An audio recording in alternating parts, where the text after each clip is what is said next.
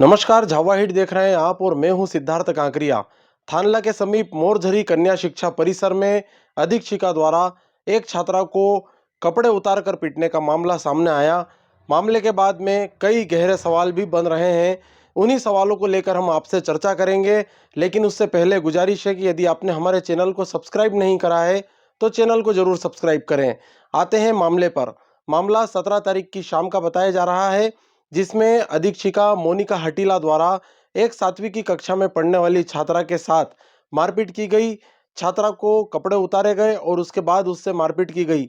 बताया जा रहा है कि छात्रा से घास कटवाई जा रही थी, अन्य छात्राएं भी उस काम में शामिल थी और उस दौरान छात्रा को संभावना हुई कि किसी जहरीले जानवर ने उसे काट लिया है, जिसकी सूचना उसने अधीक्षिका को दी। अधीक्षिका ने तसल्ली करने के लिए कमरे में जाकर छात्रा को चेक करा, लेकिन ऐसा कुछ मामला नहीं निकला, जिस पर अधीक्षिका नाराज हो गई और उसे गुस्सा आ गया। उसने छात्रा को पीट दिया, जो कि आप वीडियो में स्पष्ट रूप से देख सकते हैं।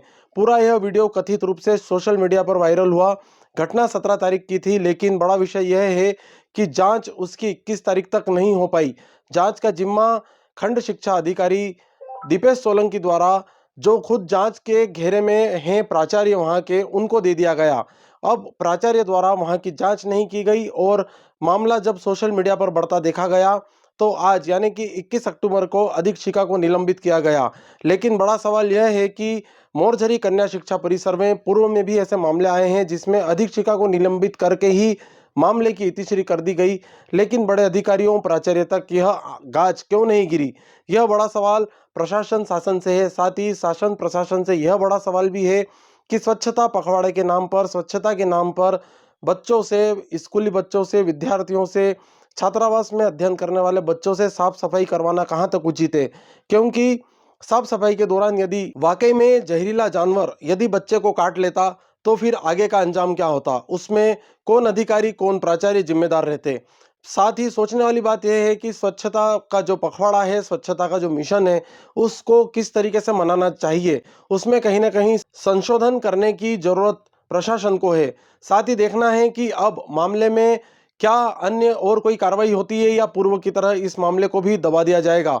मामले को लेकर सोमवार को अखिल भारतीय विद्यार्थी परिषद के पदाधिकारियों ने एसडीएम को ज्ञापन सौंपा है। ज्ञापन में मांग की गई है कि प्राचार्य और संबंधित अधीक्षिका पर एफआईआर की जाए।